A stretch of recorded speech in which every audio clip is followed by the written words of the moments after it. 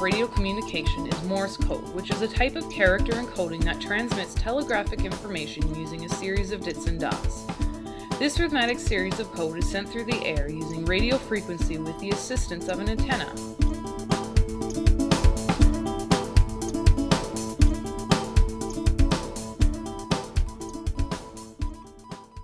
My name is Fred Lesnick, and I am an amateur radio operator, and my call sign is VE3FAL. The VE is a designator for the country, so VE is for Canada, 3 is actually the province of Ontario, and FAL is actually my initials for my name, Frederick Andrew Lesnick. This is Randy Godfred, VA3OJ, and Randy's been doing tower work for quite some time now, and he's here to assist me putting up the Yagi today.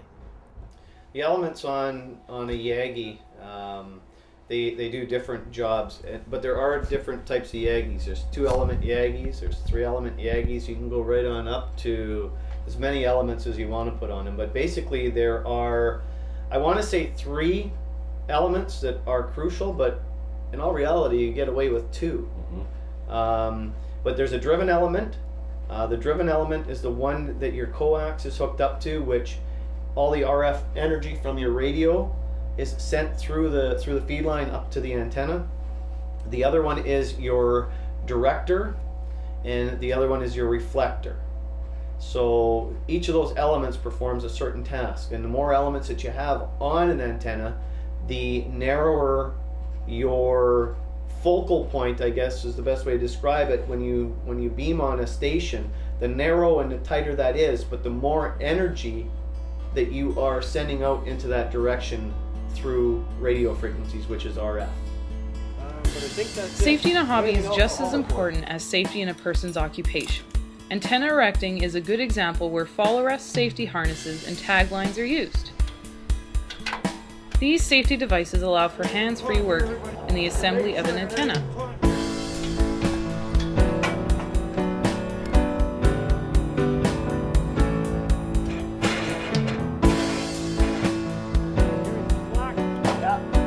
Never work alone while constructing an antenna project. Always use the buddy system for your protection and theirs.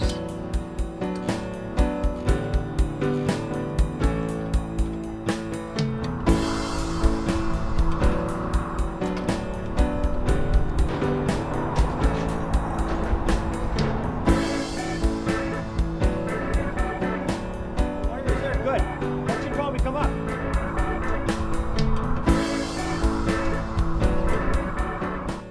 You can be blind, you can be handicapped, you can be the most athletic person in the world, the most wealthy person in the world, but sitting across the room talking to you and hearing your voice come through the radio, You don't know. we're on a level playing field.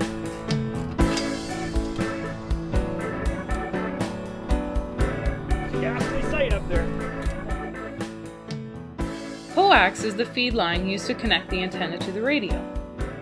I find it just very personal because I know it's between myself and the person that I'm talking to. I find out maybe what they do for a living, how old they are, I can find out about their family.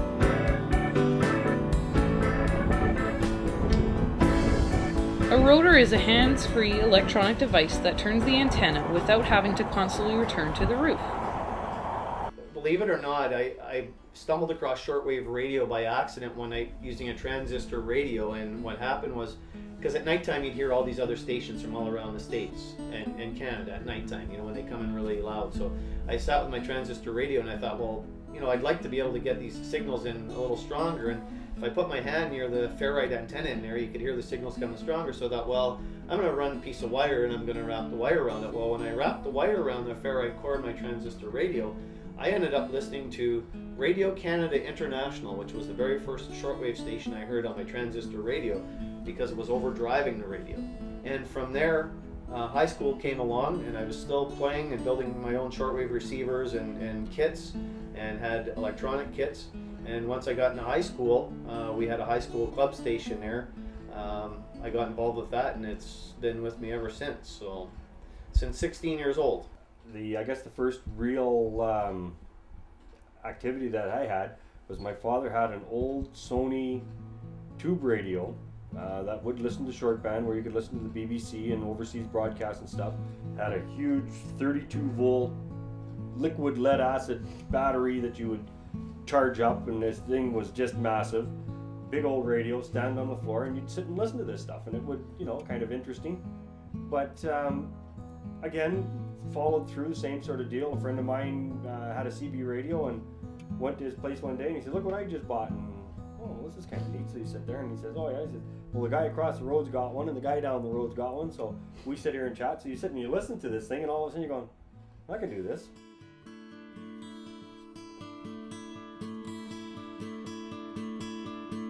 Amateur radio is a licensed hobby through the Industry Canada. The license allows the operator to utilize a spectrum of frequencies allocated by the government. This large spectrum of frequencies allow for better contacts throughout the world's amateur community.